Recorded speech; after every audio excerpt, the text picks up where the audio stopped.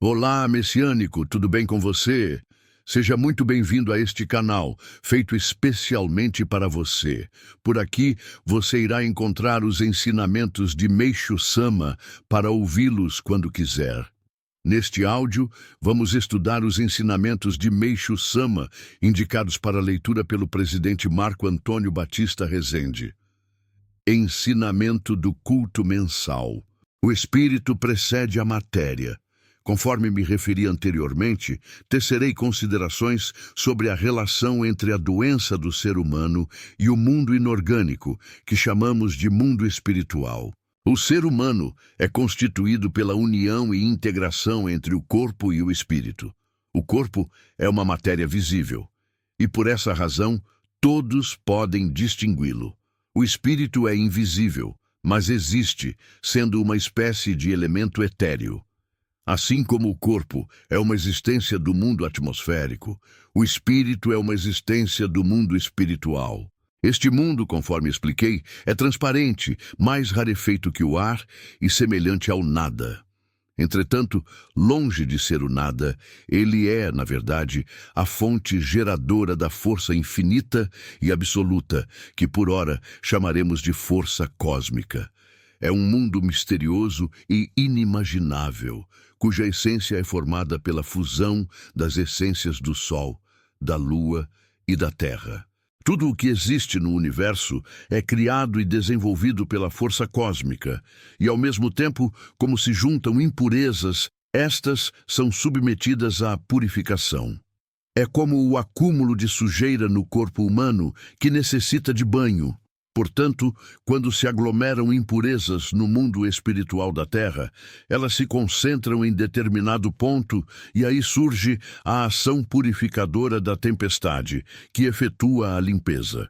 Os incêndios causados por raios e pelo homem têm a mesma função. O mesmo se verifica com o ser humano. Se há acúmulo de impurezas, surge a ação purificadora, que é desencadeada a partir do espírito.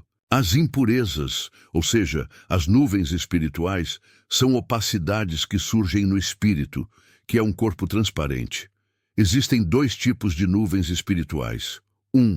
Aquelas que surgem no próprio espírito, e aquelas projetadas a partir do corpo físico. Vejamos a primeira. O cerne do espírito humano é constituído de 3 camadas concêntricas. Explicando a partir do centro, seu núcleo é a alma, que se assenta no ventre da mulher através do homem no momento da concepção. Por sua vez, a alma está envolta pela consciência e esta pelo espírito.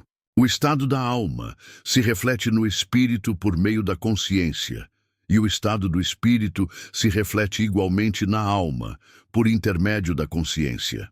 Desse modo, a alma, a consciência e o espírito estão interrelacionados, constituindo uma trindade. Evidentemente, todas as pessoas fazem tanto o bem como o mal durante a vida. Se a prática do mal for maior que a do bem, o saldo entre elas constituirá o pecado, que se reflete na alma e se transforma em nuvem espiritual. Por esse motivo, na sequência, formam-se nuvens na consciência e depois no espírito. Então, com o surgimento da ação purificadora, ocorre a eliminação dessas nuvens. Durante o processo, o volume delas se comprime. Com isso, elas se tornam mais densas, concentrando-se em alguma parte do corpo. O interessante é que, dependendo do pecado, o local da concentração é diferente. Por exemplo, os pecados associados aos olhos, nos olhos, os pecados referentes à cabeça, na cabeça, os pecados relacionados ao tórax, no tórax, e assim por diante, tudo de forma correspondente. Passemos agora ao segundo tipo de nuvens, isto é, as que se projetam do corpo para o espírito. Neste caso, primeiramente o sangue se turva e, como consequência, surgem nuvens no espírito. Originariamente, o sangue do corpo humano é a materialização do espírito. Ao contrário, o espírito é a espiritualização do sangue. Em outras palavras, espírito e matéria estão integrados. Assim, quando as nuvens se condensam e se refletem no corpo, transformam-se em sangue turvo e, ao ficarem ainda mais densas, transformam-se em nódulos. Estes, depois de dissolvidos e liquefeitos, são eliminados por diversos pontos do corpo. A dor e o sofrimento decorrentes desse processo constituem aquilo a que se dá o nome de doença. Dessa maneira, o que se projeta a partir do corpo físico é o sangue turvo. Então, por que surge o sangue turvo? A causa é bastante surpreendente. São os medicamentos que, paradoxalmente, ocupam a posição de maior destaque nos tratamentos médicos. Como todo medicamento é veneno, quanto mais for utilizado, mais o sangue se turva, e a realidade é a maior prova do que estamos dizendo. Portanto, estando a pessoa sob tratamento médico, não é de se estranhar que a doença se prolongue ou piore, ou que até surjam outras doenças. Se o sangue turvo existente no corpo se reflete no espírito em forma de nuvens espirituais, e estas se tornam a causa das doenças, o próprio método de curar as doenças acaba se tornando o meio de criá-las.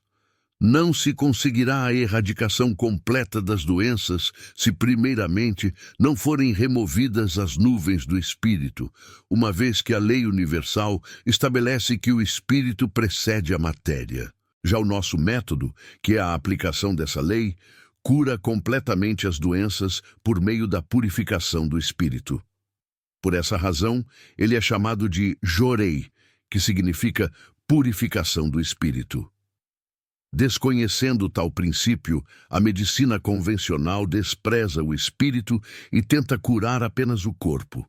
Logo, por mais que ela progrida, as curas serão sempre temporárias. Podemos ver pela realidade que os tratamentos médicos não trazem a cura definitiva. Mesmo que se diga que houve a cura, na maioria das vezes, a doença volta a se manifestar. No caso de apendicite, por exemplo, por extrair-se o apêndice, não há como ela surgir novamente. No entanto, torna-se mais fácil a ocorrência de doenças nas proximidades de onde estava o apêndice, tais como a peritonite e as doenças renais. Isso ocorre porque as nuvens espirituais permanecem, produzindo novamente sangue turvo, que se concentra em outro local. Vejamos agora as mudanças que se verificam no sangue turvo. Quando este sangue se adensa, devido ao contínuo processo de purificação, as partículas do sangue vão embranquecendo gradativamente. Isso é o pus. Pus misturado com sangue indica que as mudanças ainda estão em processo. Em um estágio mais avançado, tudo se transformará em pus. Dessa forma, podemos compreender o motivo de o catarro expectorado pelos tuberculosos vir, ou não, acompanhado de sangue. Creio que os termos fagocitose e glóbulos brancos, bem como glóbulos vermelhos, empregados pela medicina, são pertinentes a assuntos que remetem a casos semelhantes ao que citei. Pelo exposto, acredito que compreenderam a relação entre espírito e matéria. Por Meishu Sama, em 15 de agosto de 1951, coletânea Alicerce do Paraíso, volume 1. Ensinamentos para estudo. Nascimento da Igreja Messiânica Mundial. Por que foi criada a nossa Igreja? Ao examinarem a cultura moderna, que há milhares de anos a humanidade vem edificando com incansável esforço e dedicação, todos ficam encantados ante o seu aspecto esplendoroso e seu incrível progresso aparente. É desnecessário dizer que os homens da atualidade louvam e tecem os maiores elogios a essa cultura. Entretanto, ao observarmos o outro lado, isto é, o seu conteúdo, deparamo-nos com algo inesperado. Ele é exatamente o contrário da parte exterior. O que se opõe a esta é, naturalmente, o campo espiritual, em que não vê nenhum progresso, podendo-se até pensar que os homens da antiguidade eram melhores. No presente, se pesássemos em uma balança o bem e o mal que existe no coração dos seres humanos, veríamos que, infelizmente, o mal tem muito mais peso. A influência maléfica que tal realidade exerce sobre a sociedade humana é muito maior do que poderíamos imaginar. Isso se torna bem claro ao constatarmos que a guerra é o maior dos sofrimentos humanos, a doença, a pobreza, o crime, as calamidades naturais, enfim, todas as ocorrências desagradáveis, ao invés de diminuírem, tendem a aumentar. Assim, é estranho que a cultura espiritual não acompanhe o progresso da cultura material e as pessoas não manifestem nenhum questionamento a respeito. Pelo contrário, vão se deixando inebriar pela cultura material, incrementando-a cada vez mais. Por que será que os religiosos, os cientistas, os políticos e o grande número de intelectuais em todos os países não despertam para essa realidade? Dentre eles, talvez haja algumas exceções, mas tais pessoas nada fazem, pois, não conhecendo os fundamentos da questão, consideram o fato inevitável. Parece que elas estão resignadas, acreditando que se trate de uma condição inata da humanidade. O principal desejo do ser humano é ser feliz, e ele veio empregando toda a sua inteligência, utilizando-se dos mais diversos meios para concretizá-lo. Sem dúvida, esse desejo se tornou uma utopia, a aspiração de um mundo ideal. Nesse sentido, inicialmente, a humanidade procurou apoio na religião. Como a possibilidade de atingir seu objetivo unicamente pela religião tornava-se pequena, procurou alcançá-lo mediante a educação, a moral, a filosofia e outros meios surgidos na China e no Ocidente a partir da Idade Média. Na China, apareceram sábios como Confúcio, Meng Tzu e Juxi. No Ocidente, educadores e filósofos como Sócrates, Kant, Hegel e outros. Logicamente, a humanidade depositou suas esperanças nesses meios. A partir do século XVII, porém, começou a se destacar no Ocidente a ciência materialista e reformas gradativas foram ocorrendo em todos os setores. O desenvolvimento da civilização mecânica deu origem à Revolução Industrial, e o mundo inteiro ficou encantado com a ciência. Assim, ao invés de continuar seguindo caminhos longos e tortuosos como os da religião e da moral, considerou-se que, para aumentar a felicidade do ser humano e construir o mundo ideal, não havia meio mais eficiente que a cultura científica, visível, palpável e comprovável, o que é compreensível.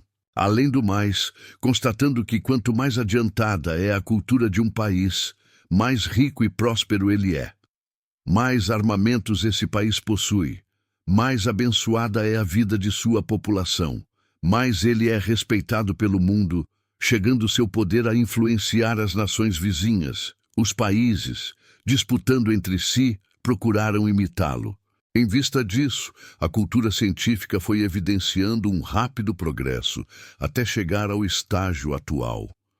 Uma vez que a humanidade se deslumbrou demasiadamente com ela, depositando-lhe excessiva confiança, seu lado espiritual acabou enfraquecendo e seus preceitos morais decaíram. Assim, buscando apenas as coisas visíveis, os seres humanos, inconscientemente, acabaram por se tornar escravos da ciência. Aqueles que, na verdade, deveriam dominá-la, passaram a ser controlados por ela. É o que se percebe atualmente. Por esse motivo, podemos dizer que estamos em um beco sem saída, a um passo da catástrofe mundial, e que o futuro da humanidade corre um sério perigo. A felicidade e até o mundo ideal, que eram a aspiração inicial da humanidade, foram esquecidos, não se sabe quando, tendo-se chegado a um momento em que não se vai nem para frente nem para trás. Desse modo, quanto mais a cultura progride, mais o ser humano se distancia da felicidade. É um resultado extremamente irônico.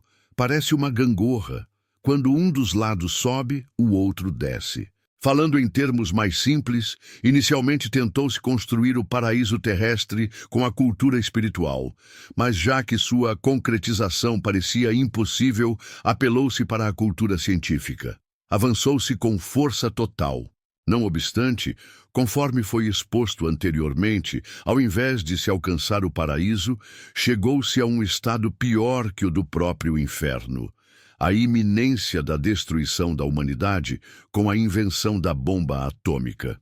O fato, porém, é que mesmo tendo chegado a uma época tão perigosa como a atual, o ser humano ainda não despertou, continuando a venerar a ciência materialista. Em poucas palavras, ele fracassou recorrendo à cultura espiritual e também à cultura material, levando em consideração o fato lastimável de que ele ainda não aprendeu a lição. O que deve ser feito? Esta precisa ser a grande tarefa da humanidade. Reconhecer os erros cometidos até agora e recomeçar. Ou seja, a solução é formar uma nova e equilibrada cultura, que não pende nem para o espírito, nem para a matéria, mas funde e iguala ambas as partes. Somente assim estará concretizado o paraíso terrestre. Por tudo que vimos até agora, podemos dizer que a época atual é a época da mudança da velha para a nova cultura, a era da grande transição mundial à qual sempre nos referimos. Será que, na história da humanidade, já foi registrada uma mudança tão grande? Em verdade, é um fato inédito. Como será essa nova cultura que ocupará o lugar da antiga? Incontestavelmente, trata-se de algo que não pode ser compreendido pela inteligência do homem contemporâneo, ainda que em pequena parcela. E quem se encarregará de criá-la? Neste contexto, independentemente de crermos ou não, é imprescindível admitir a existência do ser conhecido como Deus. Por conseguinte, darei explicações a respeito. Embora digamos simplesmente Deus, na verdade, existem níveis superior, médio e inferior, com inúmeras funções. O shintoísmo admite a existência de uma infinidade de deuses. Até hoje, quando se fala em Deus, pensa-se no monoteísmo cristão ou no politeísmo shintoísta. Entretanto, ambas visões são parciais. Na verdade, existe um único e verdadeiro Deus, que se subdivide, transformando-se em vários deuses. Por esse motivo, ele é um e muitos ao mesmo tempo. Cheguei a essa conclusão após longos anos de pesquisas sobre o mundo divino. Trata-se de um pensamento que já existia, mas parece que não se conseguia dar maiores explicações a respeito. Até aquele Deus que veio sendo adorado como supremo está abaixo da segunda classe. Deus está muito além e só veio sendo venerado de longe pela humanidade. Quem é ele, então? Não é outro senão o mais elevado dos deuses, ou seja, o Supremo Deus. Aquele a quem os povos se referem como Jeová, Logos, Deus, Tentei, Mukioku, Cristo, Messias. O objetivo de Deus é a construção do mundo ideal de perfeita verdade, bem e belo, e para tanto, era necessário que todas as condições fossem preenchidas. Ele estava aguardando o tempo certo. Essa hora chegou. É a época atual. Sendo assim, é preciso, antes de mais nada, que a humanidade se conscientize disso e que se processe a revolução espiritual de cada indivíduo. Afinal, por mais que se fale em construir o paraíso terrestre, se a cultura for de baixo nível, se os países estiverem isolados uns dos outros e os meios de transporte forem deficientes, o mundo não terá transparência e não se conseguirá alcançar uma coesão da humanidade que é fundamental. Visto que, finalmente, chegamos à época da criação da nova cultura, é preciso conhecer de antemão como se caracteriza a concepção desta nova cultura.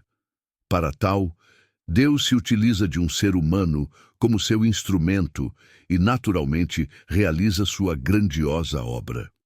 Considerando que a pessoa escolhida sou eu, não é nada difícil entender a razão pela qual a Igreja Messiânica Mundial foi criada. Deus revela-me a todo instante o plano do paraíso, e eu o ponho em prática conforme suas ordens. Ao mesmo tempo, o que houver de útil na velha cultura será mantido, e o que não o for, ele reformará, tornando-o útil. Esse é o grande amor de Deus. Fora isso, O que não puder ser aproveitável, infelizmente, será eliminado para sempre. E o que é isso, senão o juízo final? Realmente constitui um motivo de gratidão e também de temor. Lamentavelmente, embora eu apresente os fatos tal como eles me foram revelados por Deus, os materialistas os interpretam de forma herética, atacando-me com severas críticas.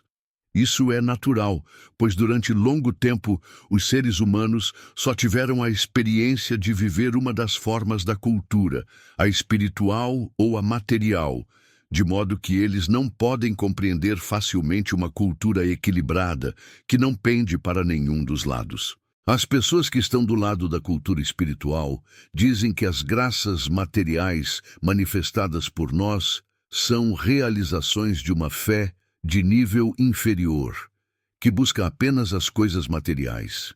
Elas consideram fé superior aquela que busca unicamente a satisfação espiritual e contentam com uma sucessão de palavras eruditas de difícil compreensão. Entretanto, os resultados obtidos pelas religiões teóricas para salvar um grande número de pessoas são insignificantes, e eu creio que essa é a causa da estagnação das religiões tradicionais. Já os que estão do lado da cultura material, devido à valorização exagerada do materialismo, afirmam que, além das coisas visíveis, tudo não passa de superstição. Naturalmente, não veem motivos para crer na existência de Deus. E o pior é que, sobretudo entre a classe dirigente e a classe intelectual do Japão, é grande o número de pessoas com essa postura. Assim, elas enxergam nossa igreja como supersticiosa e opõem-se a ela, escrevendo sobre ela e atacando-a verbalmente. Os mais extremistas chegam até a pedir que o povo se acautele, evitando aproximar-se dela. Influenciado por essa atitude, o grande público não consegue compreender o que realmente somos e tende a hesitar a nos conhecer. Consequentemente, a maioria dos intelectuais, sem o saber, constitui um obstáculo para a nova cultura. Isso ocorre porque as pessoas que receberam uma educação representativa da cultura tradicional têm maior facilidade para entender teorias desse nível.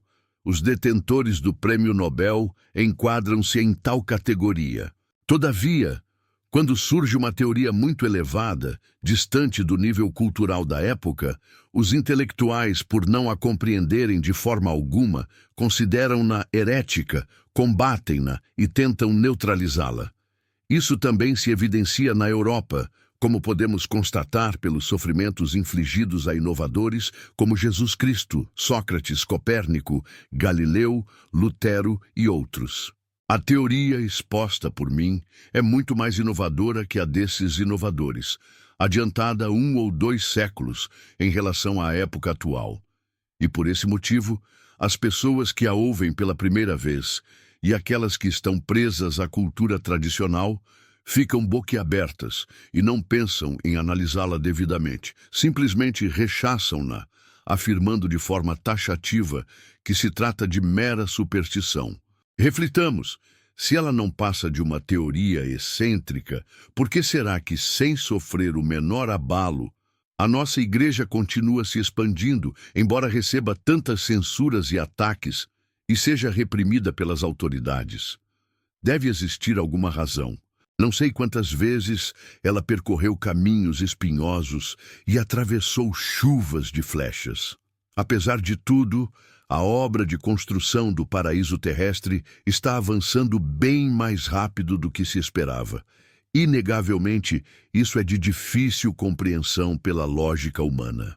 O fato é que, uma vez se tornando membro da Igreja Messiânica Mundial, qualquer pessoa consegue manifestar um poder semelhante ao do fundador de uma religião. Um simples fiel manifestar milagres é coisa mais do que comum em nossa igreja. São maravilhosas graças recebidas nessa vida. Ao mesmo tempo, Por meio dos nossos ensinamentos, esse fiel consegue captar a essência da vida, despertar para a verdade, melhorar sua vida cotidiana e ficar mais alegre. Sustentado por inabalável fé, pode até mesmo vislumbrar o futuro. Assim, ele passa a viver com verdadeira paz interior. A prova mais evidente é que, com o decorrer do tempo, o semblante melhora. Isso se verifica porque, uma vez que o sangue é purificado, a saúde aumenta. Desaparecem as incertezas quanto ao futuro, o caráter se eleva e esse fiel se torna uma pessoa virtuosa. Dessa forma, ganha maior confiança de terceiros e por eles é respeitado. A condição fundamental para se construir o paraíso terrestre, objetivo de nossa religião, é que o indivíduo se eleve e adquira a qualificação de ente paradisíaco. Como o mundo é uma coletividade formada por indivíduos, se o número de pessoas com essa característica aumentar, obviamente surgirá o paraíso terrestre, por Meishu Sama, em 20 de novembro de 1950, Luz do Oriente, volume 1. Os japoneses e as doenças psíquicas. Atualmente, as pessoas vivem falando sobre a degradação do pensamento, o aumento de crimes, a deficiência na política, etc. Mostrarei que a causa tem profunda relação com a doença psíquica. Em primeiro lugar, qual é a verdadeira causa dessa doença? Tratando-se de um assunto sem precedentes, ninguém imagina qual poderia ser. Evidentemente, por se tratar da própria verdade, creio que qualquer pessoa, a menos que tenha problemas mentais, concordará com o que vou dizer. A verdadeira causa da doença psíquica é física e, ao mesmo tempo, de influência espiritual. Para o homem da atualidade, que foi submetido à educação materialista, talvez seja um pouco difícil entender, mas compreendemos esse ponto perfeitamente, posto que ele foi educado no sentido de que não se deve acreditar naquilo que não se vê. Não obstante, por mais que se negue, a verdade é a verdade. Se disserem que o espírito não existe por ser invisível, então terão que dizer que o ar e os sentimentos e pensamentos também não existem. O espírito existe porque existe. Os fenômenos espirituais também existem porque existem. Se não partirmos dessa premissa, não poderei expor a minha tese. Assim, àqueles que negam terminantemente a existência do espírito, devemos dizer que eles se assemelham aos que nos julgam supersticiosos. Mas para nós, eles é que lamentavelmente o são. A partir de agora, discorrerei sobre o assunto principal. Se a doença psíquica é um fenômeno espiritual, por que isso acontece?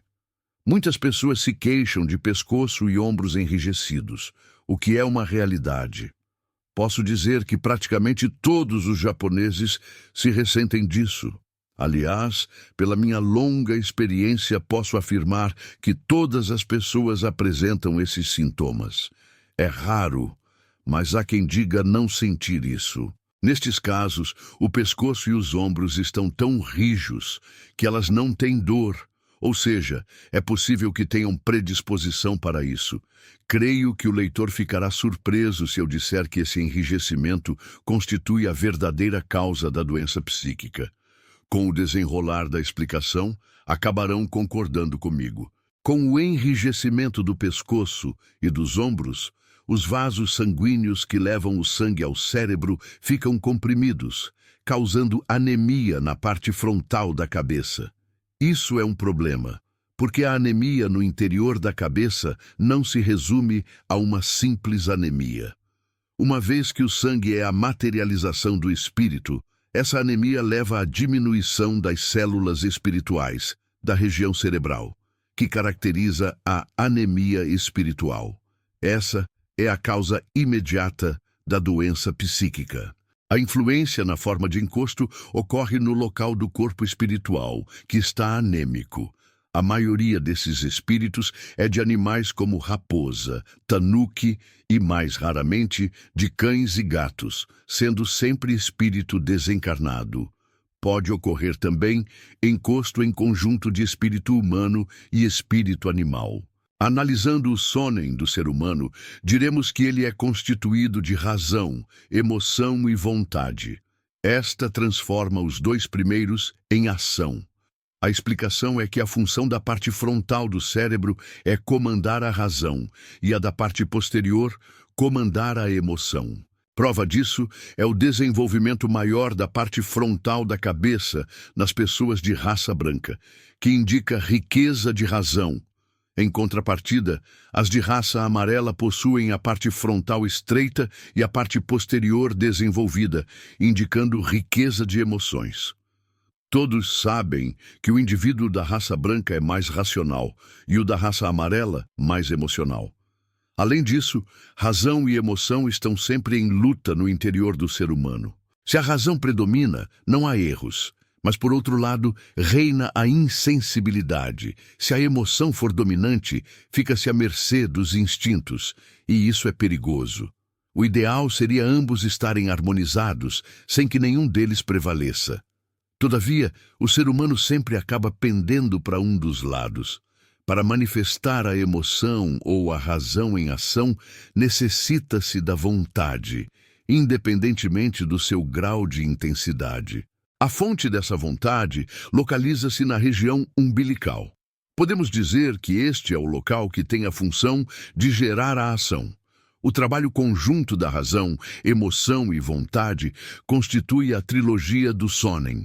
A anemia espiritual da parte interna frontal da cabeça provoca insônia.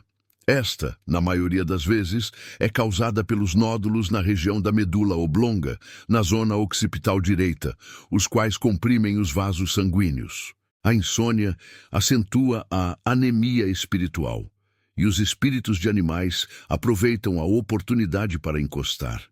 Sendo a parte interna frontal da cabeça o comando central do corpo humano, ao ocupá-la, o espírito consegue manipular livremente o indivíduo.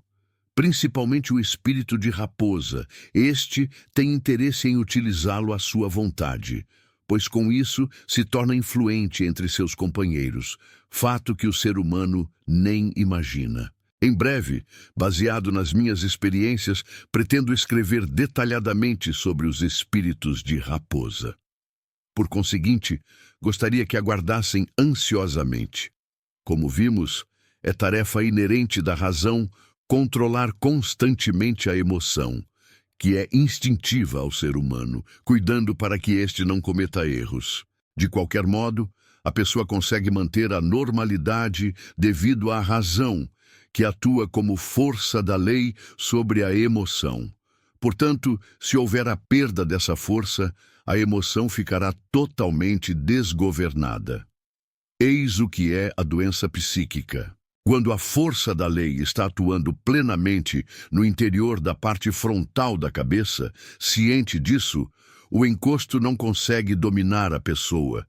No entanto, quando o espírito da pessoa se enfraquece, o espírito maligno consegue realizar seu intento. E como existe variação de intensidade no enfraquecimento, o espírito maligno atua proporcionalmente a esse enfraquecimento.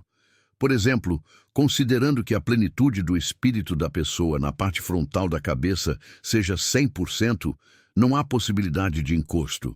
Sendo 90%, o encosto ocorrerá numa proporção de 10%.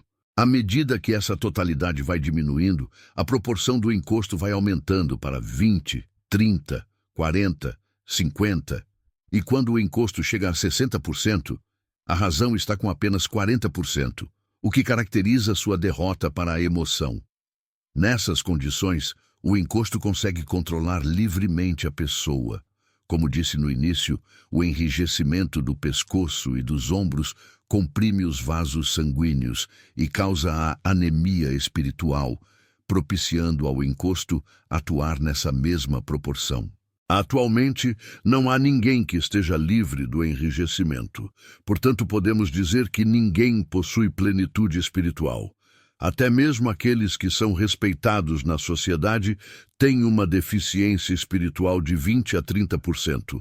Às vezes perguntamos, por que uma pessoa tão brilhante cometeu um erro desses? Ou, por que será que não compreendeu algo tão simples? Ainda, por que será que ela fracassou? etc. O motivo está na deficiência espiritual, que atingiu de 20 a 30%. Entretanto, essa deficiência não é fixa e está constantemente oscilando.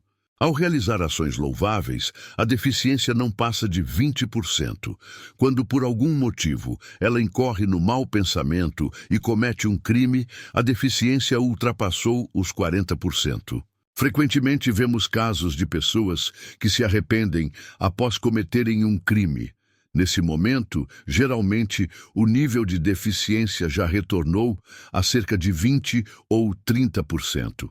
Relaciona-se a esse caso o dito popular: ela foi tentada pelo demônio. Normalmente, as pessoas em geral têm uma deficiência espiritual em torno de 30 a 40%, mas por algum motivo, essa porcentagem pode, a qualquer momento, ultrapassar os 50%. Nesse caso, elas acabam cometendo crimes que nem imaginavam. Um exemplo dessa deficiência é a histeria, cuja causa quase sempre está no espírito de raposa, que domina a parte frontal da cabeça do indivíduo, e por causa do ciúme ou da ira, a deficiência excede os 50%. Assim, as pessoas passam a fazer escândalos ou a dizer coisas incoerentes nas quais nem estavam pensando. Essa situação não dura por muito tempo, pois ao ultrapassar o limite de 50%, a deficiência espiritual novamente se reduz. Sendo assim, a pessoa deve fazer o possível para se manter no limite de 30% de anemia espiritual. Acima desse nível, já é perigoso. Creio que, tomando conhecimento do que acabei de explicar, poderão compreender perfeitamente por que há tantos criminosos hoje em dia. O encosto, evidentemente, é de animal. Por isso, se sua força de atuação ultrapassar os 50%, a psique humana se igualará ao de um animal. Embora a aparência seja de um ser humano, ela passa então a praticar ações animalescas com toda a naturalidade. Neste ponto, há uma diferença notável entre o ser humano e o animal.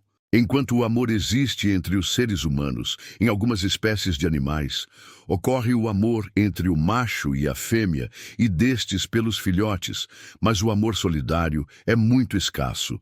Em comparação, as aves e os insetos o possuem em maior grau. Contudo, a maioria dos animais não possui sequer o amor entre o casal e deste pelos filhotes. Por esse motivo, quando o ser humano manifesta características animais, revela uma crueldade inimaginável. Conforme eu afirmei, já que não existe ninguém em estado de plenitude espiritual, ou seja, de 100%, todas as pessoas, umas mais, outras menos, são influenciadas espiritualmente, e pode-se dizer que todos são doentes psíquicos. Logo, falando sem reserva, podemos afirmar que todos os japoneses, em algum grau, são doentes psíquicos. Vejamos algumas situações que tenho presenciado. Diariamente encontro-me com dezenas de pessoas e converso com elas sobre vários assuntos. Posso dizer que todas apresentam algum tipo de alienação e, sem dúvida, têm suas esquisitices. Conforme se vê, mesmo pessoas valorizadas pela sociedade têm deficiências comumente imperceptíveis. Desse modo, podemos dizer que a doença psíquica em pequeno grau é comum a todos. E não é só o que as pessoas dizem, mas também o modo como agem. Praticamente todas cometem absurdos no dia a dia, além de não demonstrarem o mínimo interesse pela civilidade e pelas boas maneiras. Em geral, quando entram na sala e me cumprimentam, fazem-no de maneira incorreta, por exemplo, curvando-se em direção à parede, à porta, à janela, etc.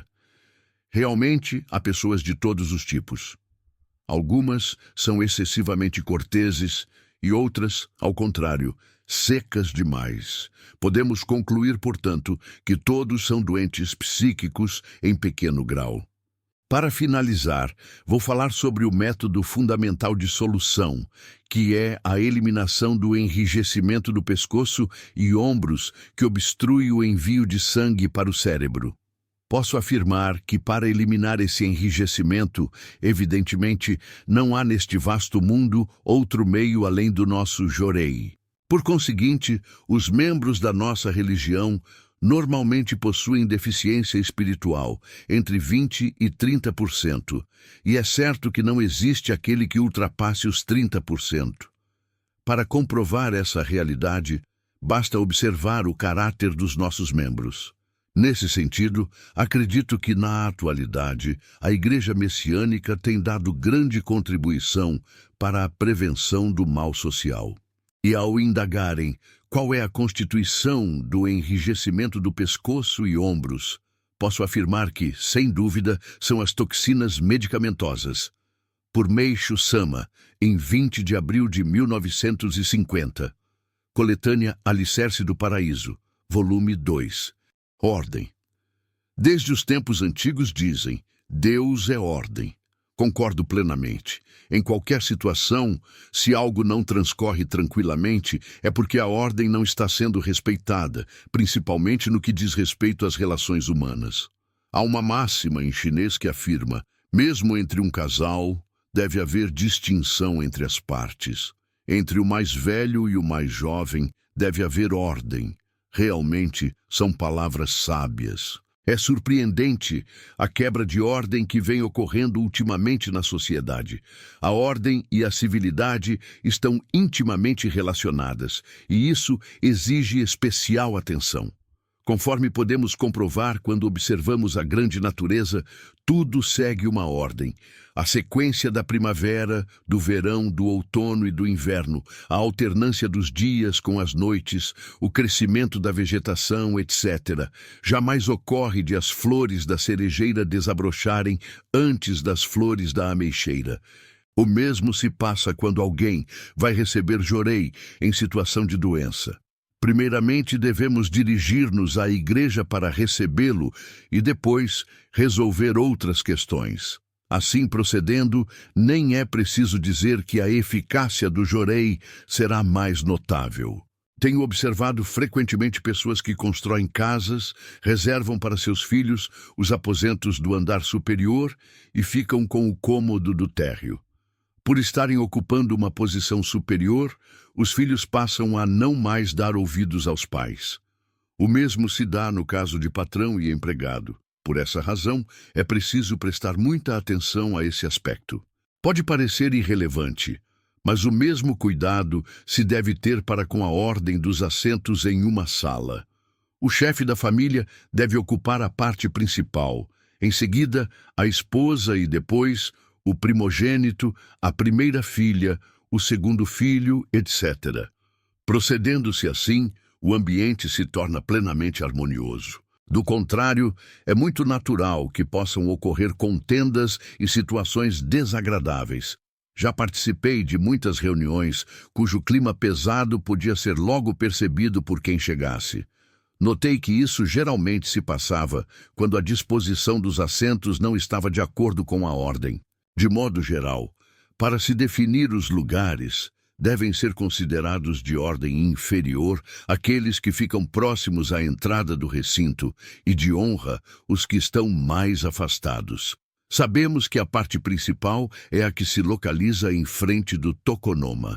Portanto, é preciso levar em conta o tokonoma e a entrada e definir os lugares com base no bom senso. Em relação ao lado direito ou ao lado esquerdo, vemos que este é de ordem superior, pois representa a parte espiritual. O lado direito se subordina a ele, pois equivale à parte material. Note-se que o braço direito é o mais utilizado, por corresponder à matéria. Por Meishu Sama, em 30 de agosto de 1949, Coletânea Alicerce do Paraíso, volume 4. Princípio do jorei. Primeira parte. Creio que o princípio do jorei é um assunto difícil para as pessoas da atualidade entenderem, dada a limitação da educação que receberam. Isso é inevitável, uma vez que a educação atual está totalmente fundamentada no materialismo. Pensando bem, ao observarmos os feitos dos fundadores de diversas religiões, por meio de documentos escritos e da tradição oral, constatamos invariavelmente que eles realizaram milagres. Este fato é mais evidente nas grandes religiões. Por outro lado, pelo estágio cultural daquela época, o povo simplesmente se satisfazia com a religião quando esta concedia benefícios e milagres, sem mesmo procurar entender o conteúdo ou a teoria que a embasavam. Lamentavelmente, ainda hoje podemos imaginar que, se não tivesse sido crucificado, Jesus Cristo, aquele que mais milagres realizou, teria salvado uma grande parte da humanidade e sua doutrina estaria ainda mais difundida. Não obstante, seu tempo de atuação foi bastante curto, sem dúvida em decorrência de a força de Satanás ter sido inegavelmente superior, dada a prematuridade do tempo no mundo espiritual. Esse tempo, finalmente, amadureceu e adveio a grande transição naquele mundo. Através da nossa intuição espiritual, podemos ver claramente que o poder de Satanás está enfraquecendo dia após dia.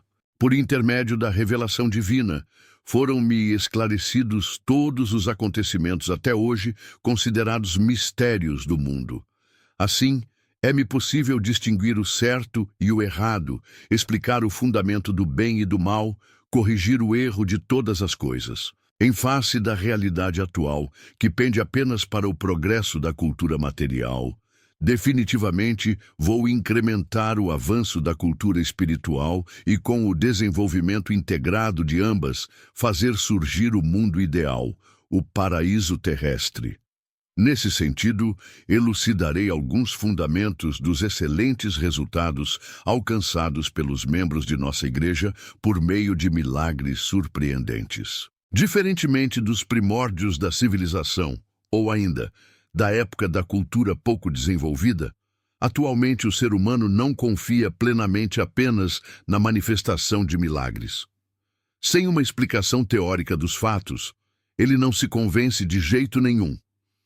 Uma das causas da decadência das religiões tradicionais é que elas simplesmente negam a cultura material e não conseguem proporcionar aos seus seguidores as graças recebidas nesta vida. Vou explicar o princípio do Jorei, método pelo qual os fiéis da nossa igreja manifestam milagres. Estende-se a mão em direção à pessoa enferma a certa distância. Tal ato faz com que doentes em estado grave melhorem rapidamente. Mesmo as dores mais fortes diminuem ou desaparecem em curto espaço de tempo. Portanto, só podemos dizer que se trata de milagre. Há inúmeros exemplos de fiéis recém-ingressos que reverteram o quadro de pacientes desenganados.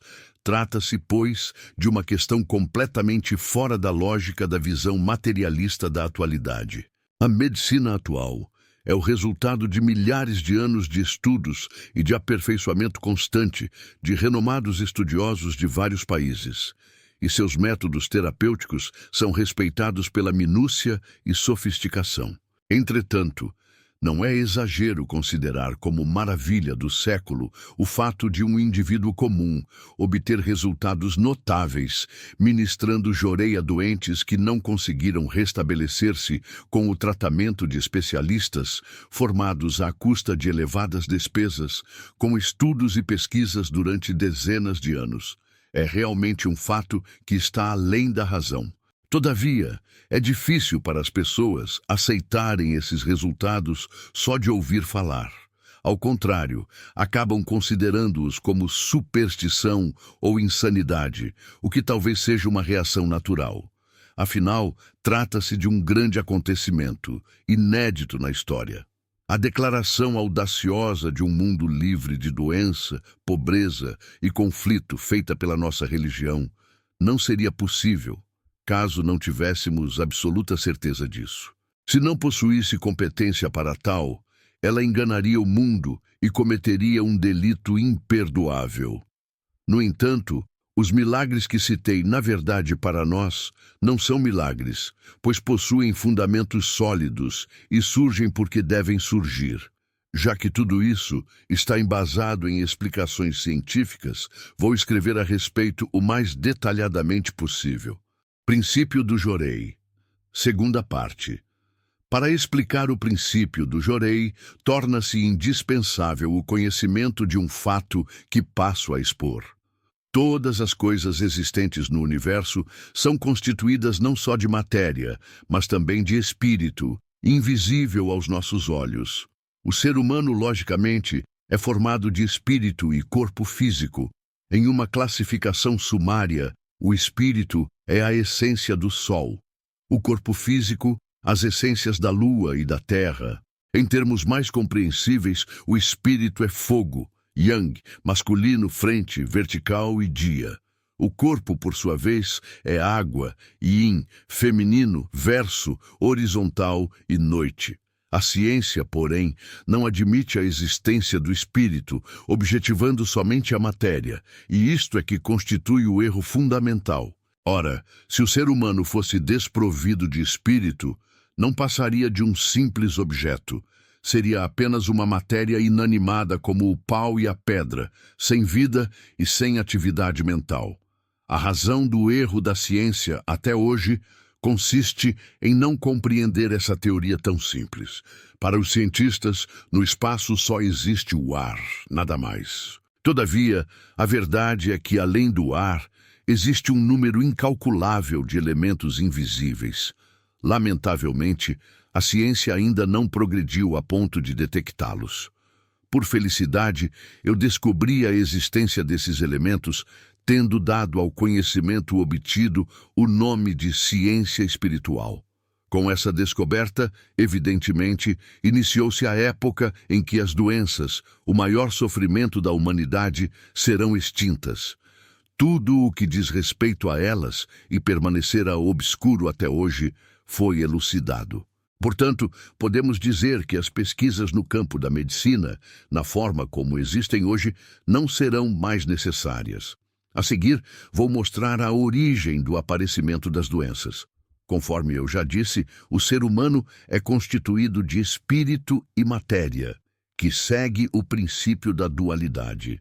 O fato de ele estar vivo e movimentar-se é porque há a união e integração entre o espírito e a matéria, e o espírito movimenta a matéria. O espírito possui a mesma forma do corpo físico, e dentro dele localiza-se a consciência, no centro da qual, por sua vez, está a alma. A ação dessa trilogia manifesta-se como vontade e pensamento. O espírito, que é invisível, ou seja, a vontade e pensamento, governa o corpo. Portanto, é como se o espírito fosse o chefe e a matéria o subordinado. Isto é, o espírito rege a matéria. Dando um exemplo simples, quando uma pessoa movimenta os braços e as pernas, estes não se movem livremente por si próprios, mas sim obedecendo à vontade e pensamento da pessoa. Todas as partes do corpo, sem exceção, inclusive a boca, o nariz, os olhos, mexem-se dessa forma. Até a doença obedece ao mesmo princípio. Para que possam entender bem, vou exemplificar com o furúnculo, do qual todo mundo tem experiência. O furúnculo surge como uma pequena protuberância e vai inchando gradualmente e tomando uma cor avermelhada. Normalmente vem acompanhado de febre e a pessoa começa a sentir dores e coceiras no local. Esse fenômeno constitui uma atividade de eliminação das toxinas do corpo físico, por ação fisiológica natural. As toxinas acumulam-se em determinada parte do corpo e são dissolvidas e liquefeitas pela febre, o que torna sua eliminação mais fácil. Este é o processo de recuperação natural. Para formar um orifício de saída, a pele fica muito fina e flácida. Portanto, a coloração avermelhada é o sangue tóxico, visível por entre a pele que se tornou fina e transparente. Depois, um pequeno orifício se abre e o sangue tóxico com pus começa a sair imediatamente. Com sua eliminação, termina a purificação. Essa explicação diz respeito ao corpo físico. Contudo, em que condições se encontra o espírito nessa ocasião? Ele apresenta uma espécie de nebulosidade no mesmo formato do furúnculo. Em outras palavras, nuvens espirituais. Quanto mais grave a doença, mais densas são as nuvens. E por que motivo elas ficam concentradas em uma parte do espírito? Pelo processo contínuo de purificação, as nuvens espalhadas por todo o espírito se reúnem em determinado local e surge a ação eliminatória.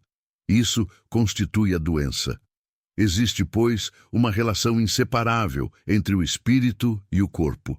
Assim sendo, no caso do furúnculo, o tratamento médico promove a eliminação do sangue tóxico com pus através de perfuração ou incisão. Mas isso é um grande erro, pois, na maioria das vezes, a intervenção é realizada antes que o sangue atinja suficiente concentração. Por essa razão, mesmo depois da incisão, o sangue purulento continua se acumulando nesse local por um longo tempo e, às vezes, a cicatrização torna-se demorada. Por esse mesmo motivo, a cicatrização da cirurgia de apêndice, por exemplo, pode levar anos. Um médico experiente aguarda o furúnculo amadurecer suficientemente para realizar a incisão. Este procedimento torna a cura completa mais rápida. Se desde o início a pessoa não se submeter a nenhum tipo de tratamento, esperar até que o furúnculo amadureça suficientemente e deixar que o sangue tóxico com pus seja eliminado através do orifício que se abriu naturalmente, verá que o resultado da cura é bem mais simples e rápido em comparação com a cirurgia. Por exemplo, um furúnculo perfurado prematuramente leva 1 mês para ser eliminado. O furúnculo maduro que sofre uma intervenção, 10 dias, e o que segue o processo natural sem qualquer tratamento, 5. Todavia, o que incomoda é a dor e o sofrimento que a pessoa terá que suportar durante o período de amadurecimento até sua perfuração natural. E uma vez que, através da intervenção, pode livrar-se prontamente da dor, a pessoa acaba concluindo que aquela é inevitável. Por mais que a dor e o sofrimento sejam intensos, estes cessam com o tratamento do jorei, e a pessoa continua sem sentir dor até que o furúnculo se torne volumoso com uma coloração avermelhada e ocorra a eliminação do sangue tóxico com pus. Diante de tal fato, todos ficam abismados. Vou falar a seguir sobre esse princípio misterioso. Há pouco referi-me ao princípio do espírito precede a matéria. Contudo, ele não se aplica apenas ao corpo humano. Todas as coisas do universo, sem exceção, obedecem a essa lei. Por conseguinte, o objetivo do jorei é eliminar as nuvens espirituais. Através dele, as nuvens entram em colapso. Em outras palavras, o espírito delas morre. Mortas, obviamente, elas perdem toda a sua força e deixam de estimular os nervos. Esta é a razão do desaparecimento das dores. A seguir, explicarei o princípio pelo qual o jorei promove a eliminação das nuvens. Princípio do jorei. Terceira parte. De acordo com o que disse anteriormente, se alguém indagar o que vem a ser a verdadeira natureza das nuvens espirituais, posso dizer que se trata de micro-organismos tóxicos que surgem em meio ao elemento água, presente no corpo humano. Esses micro-organismos são partículas tão infinitesimais que certamente só poderão ser vistos em microscópios capazes de ampliar as imagens milhões de vezes. Explicarei em detalhes a razão do surgimento desses micro-organismos em outra ocasião. Aqui, vou limitar-me a falar sobre o princípio que leva à extinção dos micro-organismos tóxicos. O método de extinção, sem dúvida, é a força espiritual. Então, de que forma o jorei extingue as nuvens do espírito, ou seja, as toxinas, através do poder da radiação do corpo emanadas pelo elemento fogo, que é a verdadeira natureza da luz. O elemento constituinte dessas ondas é exatamente o oposto ao dos micro-organismos tóxicos surgidos no elemento água, que, em outras palavras, podem ser comparados ao bem e ao mal. As ondas de luz são constituídas por partículas infinitesimais de luz, e sua energia possui uma extraordinária força de eliminação de micro-organismos tóxicos. Explicarei a verdadeira natureza dessas ondas.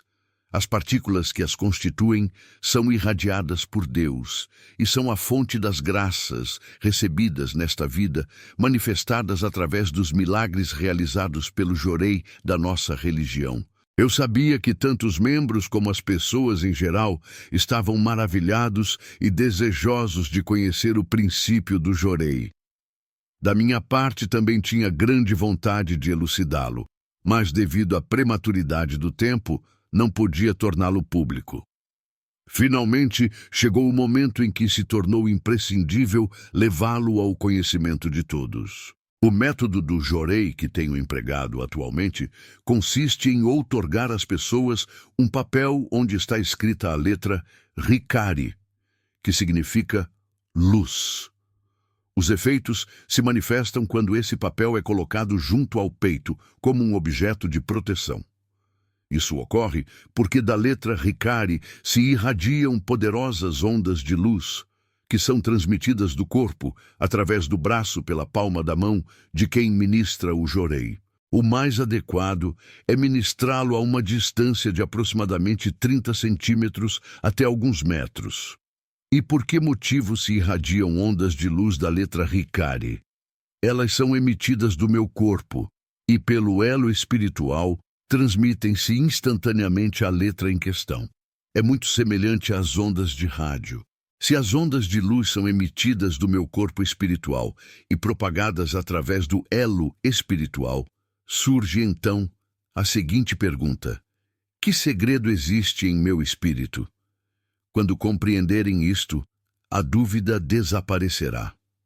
No meu ventre há uma bola de luz, que já foi vista por algumas pessoas e que normalmente mede uns 6 centímetros de diâmetro. A partir dela, ondas de luz irradiam-se infinitamente. E onde se encontra a fonte dessa bola de luz? Sua fonte é a Nyoi no Tama, de Kanzeon Bosatsu, que se encontra no mundo espiritual e da qual provém a luz infinita dirigida a mim. E o poder Kanon, também conhecido como poder incognoscível ou poder da inteligência sagrada, corresponde ainda à bola de luz que Nyoirin Kanon traz consigo. Princípio do Jorei. Quarta parte. Convém falar a respeito de Kanzeon Bosatsu. Dentre todos os Budas, sua imagem era raramente exposta ao público. Há nisso um profundo mistério divino, mas não posso divulgá-lo totalmente, pois ainda não chegou o momento. Pretendo fazê-lo tão logo Deus me permita. Assim, escreverei apenas sobre os mistérios cuja explicação é necessária para elucidar o Jorei. Naturalmente, a atuação de Kanzeon existe desde a época da introdução do budismo no Japão. Mas, até há pouco tempo, essa atuação se limitava à salvação do espírito. Evidentemente, por meio de orações, as pessoas conseguiam graças, que, aliás, eram muito pouco significativas. A razão disso está no fato de que a luz era formada pela união dos elementos fogo e água, mas faltava o elemento terra. Como havia apenas 2 elementos constituintes, a força era insuficiente para a concessão de graças. Contudo, chegou a hora de uma grande mudança no mundo espiritual. É o momento do fim do mundo, o juízo final citado na Bíblia. Tornou-se necessária, portanto, uma poderosa e absoluta força de salvação. Esta é a força da atuação conjunta dos 3 elementos: fogo, água e terra. A energia da terra é o elemento básico da matéria e corresponde ao corpo humano. Ao passar pelo corpo, a luz é acrescida do elemento terra e daí nasce a força da atuação conjunta dos 3 elementos, ou seja, o poder Kanon. Explicando de maneira mais clara, quando a luz emitida pela bola de Kanzeon Bosatsu passa pelo meu corpo, manifesta-se como poder Kanon, o qual, ao ser canalizado pelo corpo dos fiéis, torna-se força purificadora. Exemplificarei o que acabo de dizer. Desde a antiguidade, é sabido que orar diante da imagem de Kanzeon Bosatsu traz como benefício a eliminação das doenças e dos infortúnios. Contudo, o Jorei ministrado pelos fiéis de nossa religião tem apresentado benefícios várias vezes maiores. Isso ocorre porque as ondas de luz emitidas pelas imagens ou estátuas de Kanzeon Bosatsu são constituídas apenas pela força dos elementos fogo e água. Nelas não está contida a força do mundo espiritual a qual eu sempre me refiro. Até meados de junho de 1931, no mundo espiritual, a quantidade do elemento água era maior e a do elemento fogo menor. A partir de então, este último começou a aumentar gradativamente. É verdade que a mudança já se havia iniciado dezenas de anos antes dessa data, mas o elemento fogo era demasiado rarefeito. Aqui, vou explicar a respeito da intensidade da luz. Se a luz é forte, significa que há maior quantidade de elemento fogo. Isso assemelha-se às lâmpadas incandescentes. Quanto maior é a potência, maior é a quantidade de calor emitido.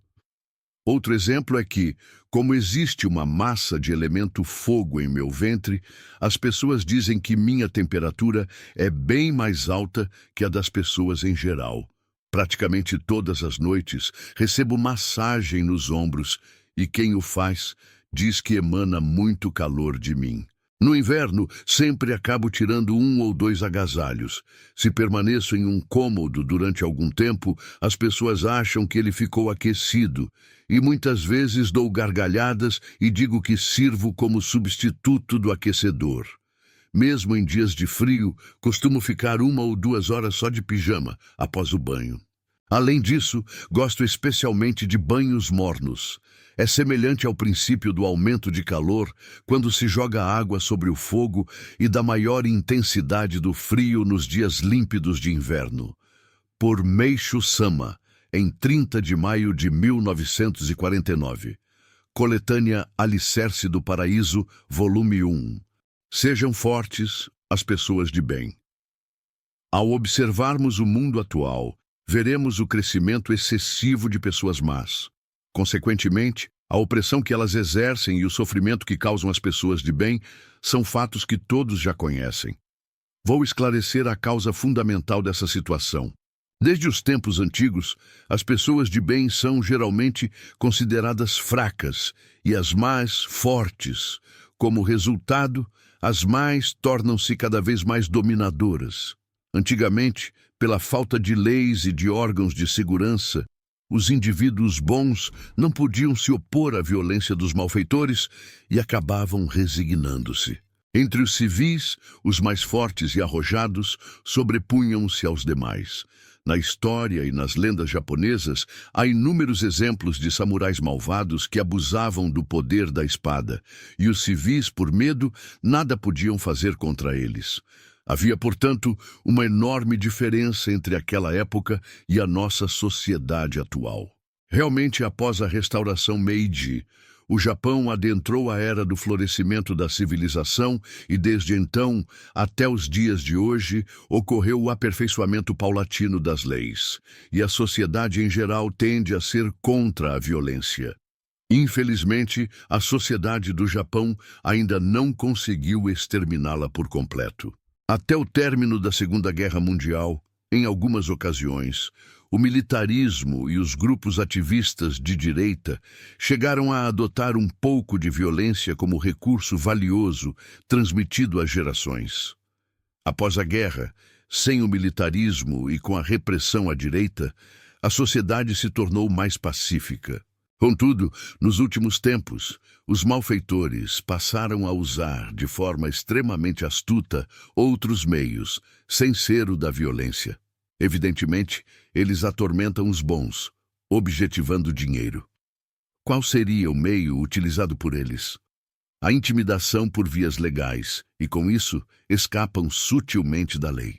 Exemplos disso são os casos típicos de extorsão e de exploração divulgados com frequência no nosso jornal e, ainda, os processos judiciais que não chegamos a publicar. Nesses casos, evidentemente, fazendo mau uso da lei por meio de mentiras e falsidades, tais infratores objetivam satisfazer os próprios desejos. É um fato realmente lamentável, pois eles são geralmente pessoas que ocupam uma posição social acima da média Isso se evidencia, observando-se as sucessivas ações judiciais que estou enfrentando há mais de 10 anos.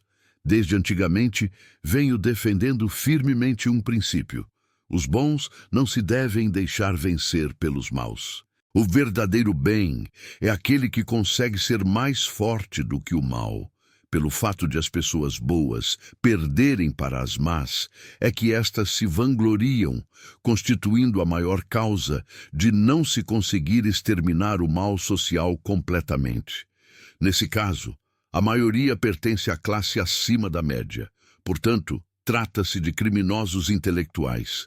No caso de a pessoa boa ser atormentada pela pessoa malévola, a primeira conhece seu direito de processar ou de confrontar a segunda, temendo represálias e as despesas processuais, caso recorresse à justiça. Depois de ponderar a respeito, acha que dá muito trabalho e acaba desistindo. Geralmente, sou processado porque acham que, por ser um homem de bem, eu me resignaria sem maior resistência e com certa facilidade. Todavia, conforme disse há pouco, baseado no meu princípio de lutar até o fim e sair vitorioso sem deixar que os maus vençam, na maioria das vezes, o desfecho da ação judicial é muito demorado. Até hoje, o processo mais longo já dura 11 anos. Também o fato da não extinção dos chefões e dos escândalos dos funcionários do alto escalão do governo constituem realidades de que todos têm conhecimento. Expus vários exemplos, mas em resumo, a causa do mal social está na fragilidade das pessoas de bem. Assim sendo, os bons, que são fracos, não são verdadeiramente bons. Na realidade, não têm coragem. Trata-se de indivíduos bons, mas passivos, ou seja, não se insurgem contra os maus. Embora aumente o número de pessoas boas dessa natureza, talvez elas o sejam por não terem coragem de praticar o mal. Logo, não passam de um tipo de covarde que permite o alastramento do mal, desejando apenas a própria segurança. Se os maus chegassem a se convencer que jamais conseguiriam derrotar os bons, por serem estes muito fortes e permanecessem maus, seus esforços seriam vãos. A melhor forma seria deixar de ser malévolos e passar a fazer parte do grupo dos bons. Assim, certamente o mal social decresceria e teríamos um mundo mais agradável e feliz de se viver. Esta teoria de nada adiantará se o esforço se limitar a um indivíduo. Então, qual seria o procedimento correto? O recurso seria fundar, primeiramente, uma sólida associação de pessoas de bem, denominando-a Associação pela Extinção do Mal. Sugiro planos desse tipo por considerá-los excelentes medidas para a reforma social, por Meishu Sama, em 30 de janeiro de 1950, coletânea Alicerce do Paraíso, volume 5. Verdade e pseudo-verdade. Desde tempos remotos, fala-se a respeito da verdade, mas parece que ninguém fala sobre a pseudo-verdade, ou melhor, sobre a verdade aparente. Entretanto, para analisarmos qualquer problema, será necessário saber diferenciá-las, pois essa distinção exerce enorme influência no resultado. Quando procedemos à análise por essa ótica, observamos que são numerosas as vezes em que a verdade aparente é tida erroneamente como verdade, e a maioria das pessoas não o percebe. A verdade e a verdade aparente também estão presentes na religião, na filosofia, na ciência, na arte e até na educação. A verdade aparente desmorona com o passar dos anos. Porém, a verdade é eterna e imutável. Quando se descobre algo novo, no início, as pessoas acreditam tratar-se da maior de todas as verdades. Todavia, com o aparecimento de novas teses e descobertas, é comum que ela venha a desmoronar. Da mesma forma, por mais notável que seja uma religião, quem pode garantir que ela não se extinguirá após centenas ou milhares de anos?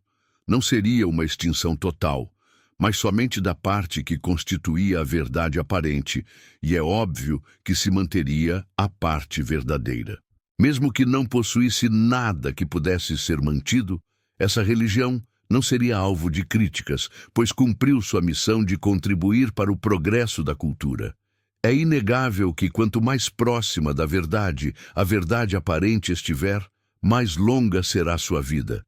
Quanto mais distante, mais curta. Apesar de o ato de distinguir a verdade da verdade aparente ser da responsabilidade dos intelectuais e dos líderes da época, raros são aqueles que têm essa capacidade fora do comum. Às vezes, a verdade aparente pode conservar-se por longo tempo. O absolutismo e o feudalismo são verdades aparentes que foram tidas como verdade. O mesmo se pode dizer em relação ao fascismo de Mussolini, 1883 a 1945, ao nazismo de Hitler, 1889 a 1945, e à política expansionista de Tojo, que tiveram pouca duração. É interessante que, na época, o fato passou despercebido e, momentaneamente, os povos das nações governadas por aqueles líderes acreditaram tratar-se da verdade, embora fosse uma verdade aparente. Devido a essa crença, até a vida foi encarada levianamente, e não podemos esquecer quantas pessoas foram vítimas de tais enganos. Diante disso, percebemos como é terrível a verdade aparente. Não podemos deixar de observar que a verdade e a verdade aparente estão presentes em grande medida também na religião. Quantas religiões surgiram e desapareceram? Apesar de terem sido gloriosas no início, tiveram uma vida breve, não deixando qualquer vestígio. Isso ocorreu porque elas se fundamentavam na verdade aparente. Entretanto, se for uma religião com valores em consonância com a verdade, mesmo que por algum tempo sofra uma forte perseguição, um dia, sem dúvida alguma, conseguirá reerguer-se e tornar-se uma importante religião. Podemos fazer essa afirmativa observando as grandes religiões da atualidade. Por Meishu Sama, em 30 de janeiro de 1950, coletânea Alicerce do Paraíso, volume 1. A cultura que gera felicidade. Como sempre digo, é óbvio que o desejo do ser humano, resumido em uma só palavra, é a felicidade. Há mais de 1000 anos, a humanidade vem se esforçando incansavelmente em busca desse objetivo, chegando finalmente à criação da deslumbrante cultura materialista atual. E, sem dúvida alguma, materialmente, obteve o sucesso almejado. Contudo, hoje, quantas pessoas se consideram verdadeiramente felizes? É provavelmente difícil encontrar uma entre 100 pessoas. Observem, o medo da guerra, da doença e da pobreza são 3 grandes sofrimentos constantes, sempre presentes. Não será isso parte da condição humana? Se assim for, atualmente não existe felicidade. A maior aspiração do ser humano é que, ainda que por pouco tempo, este mundo se converta em um lugar em que se possa viver tranquilo. Transformar a sociedade em um mundo verdadeiramente feliz é o objetivo da nossa religião. E como há uma grande probabilidade de que concretizemos tal objetivo, ocorrerá uma salvação inédita. Para tanto, em primeiro lugar, é preciso apontar os erros da cultura existentes até hoje e ensinar a verdadeira maneira de agir. É incabível ser uma cultura de fachada, a qual se baseia apenas na forma como se vê até hoje. É preciso, acima de tudo, que o conteúdo também se aprimore, ou seja, uma sociedade sem falsidade. Não há como alcançar a felicidade em uma sociedade como a de hoje, onde enganar é o principal, cheia de pessoas más que posam como pessoas de bem. Explicando melhor, o mundo de hoje pode ser visto como sendo 70% de maldade e 30% de bondade.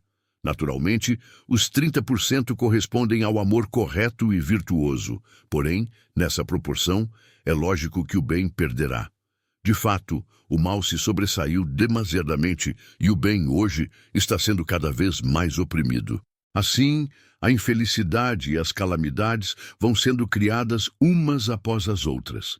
É realmente um mundo de sofrimentos. Entretanto, é preciso considerar o seguinte: apesar de se dizer simplesmente que algo é um mal, há muitos casos em que não se pode defini-lo assim tão facilmente. Como o mal contemporâneo se tornou mais intelectualizado, disfarça-se com destreza sob a máscara do bem, e não são poucas as pessoas que o estimulam. Piores ainda são aqueles que, mesmo equivocados, acreditam plenamente que determinado mal constitui um bem. Em primeiro lugar, os estudiosos que arriscam a própria vida em suas pesquisas, bem como aqueles que se dedicam à medicina no mundo inteiro, querem encontrar uma solução para a doença, maior sofrimento humano. Contudo, ninguém percebe que estes estão se empenhando de corpo e alma em algo que pensam ser um bem capaz de salvar as pessoas. Mas, na verdade, o que estão fazendo é um mal. Esse é o ponto sobre o qual estou sempre alertando. Acredita-se ainda que é bom colocar adubos artificiais nas plantas, mas a maioria dos agricultores não percebe que isso, na realidade, leva à má colheita. Há também muitos que, achando que o comunismo trará grande felicidade à maioria da classe trabalhadora, lutam até o fim, sacrificando tudo. Pessoas como as mencionadas, no final das contas, estão equivocadas. E como praticam o mal imaginando ser um bem, a intensidade desse fervor também é extraordinária, com um resultado extremamente eficaz. Quando examinamos as diversas causas disso, percebemos que é necessário sabedoria para perceber a verdade e discernir o certo do errado, o bem do mal. Ou seja, mesmo estando errada, devido à sua longa tradição, a teoria médica se estabelece, se consolida e se torna uma superstição. Então surge a questão: por que a verdade não foi descoberta? Realmente porque não havia chegado o devido tempo, e o tempo é o que tudo rege. Nessas circunstâncias, Deus me escolheu e está revelando todos os erros, e como me concedeu sabedoria, aliás, sabedoria divina, eu compreendo, mesmo o que não pode ser compreendido através da sabedoria comum. Preciso dizer mais uma coisa sobre o tempo mencionado anteriormente. Até agora, 70% da maldade existente enfraquecerá aos poucos, e a força do bem, que era de 30%, passará a 40%, 50%, 70%. Este é o significado do que venho afirmando. A era da noite terminou e a era do dia está começando, e aqueles que compreenderem isso conseguirão alcançar a verdadeira felicidade. Por Meisho Sama, em 26 de março de 1952. Coletânea Alicerce do Paraíso, volume 6.